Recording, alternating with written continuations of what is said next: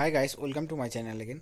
তো দেখো, চলে আসছি নতুন একটা ভিডিও নিয়ে। তো আজকের এই ভিডিওটাতে আমরা মূলত আলোচনা করব সমস্ত চুক্তিভিত্তিক অস্থায়ী কর্মী এবং অঙ্গনওয়াড়ি কর্মীদের এবং আশা কর্মীদেরকে নিয়ে।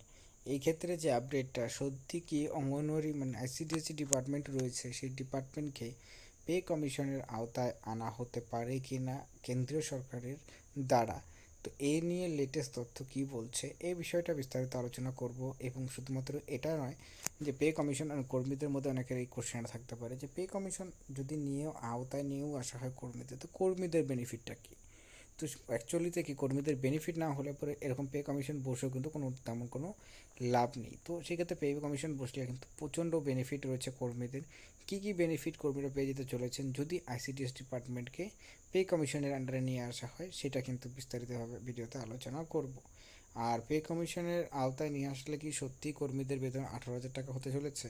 কারণ এটাও কিন্তু বিভিন্ন কর্মীদের মধ্যে একটা কোশ্চেন তৈরি হয়ে থাকে যে পে কমিশন তো নিয়ে আসা হবে, এটা ভালো একটা বিষয় যে হ্যাঁ পে কমিশনের আন্ডারে নিয়ে আসা যাক, কিন্তু তাতে কর্মীদের বেতন ক্রমে কী চেঞ্জেস হতে পারে, এই বিষয়গুলো ভিডিওতে বিস্তারিতভাবে আলোচনা করব।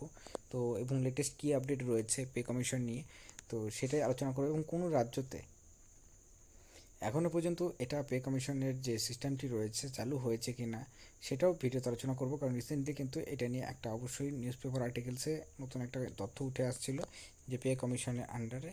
তো এটা ভিডিওতে ডিটেলস আলোচনা করব, তাই ভিডিওটি শেষ পর্যন্ত দেখবে এবং দেখার পর নিজস্ব মতামত অবশ্যই জানাবে। আর যদি ভিডিওটি ভালো লাগে লাইক করবে, চ্যানেল নতুন থাকলে চ্যানেলটিকে সাবস্ক্রাইব করবে এরকম ভিডিওসগুলো সর্বপ্রথমে পাওয়ার জন্য। তো চলো সময় নষ্ট না করে মেন বিষয়টা ভিডিওতে বিস্তারিতভাবে করে আলোচনা করা যাক। তো দেখো, প্রথমত যে বিষয়টা আমরা আলোচনা করব যে পশ্চিমবঙ্গে কিন্তু এখন 6 পে কমিশন চলছে। মানে 6 পে কমিশন অনুযায়ী কিন্তু কর্মীদের যে বেতনক্রম, সেই বেতনক্রমটা দেওয়া হচ্ছে।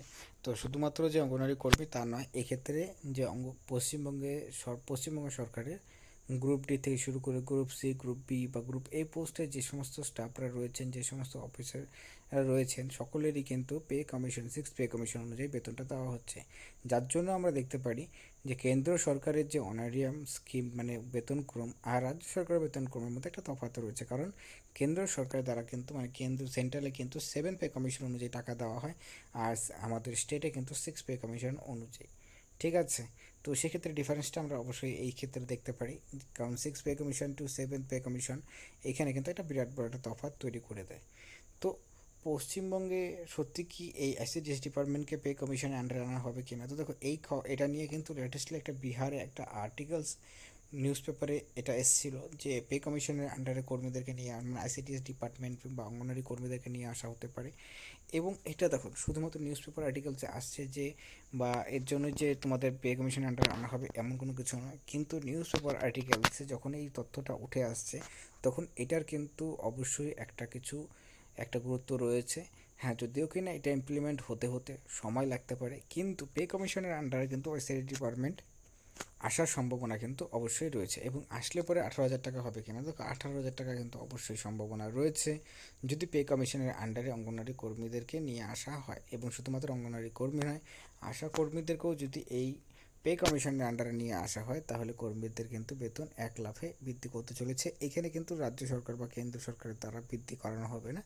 এখানে যখনই 6 পে কমিশনের আন্ডারে নিয়ে আসা হবে বা 6-7 পে কমিশনের আন্ডারে নিয়ে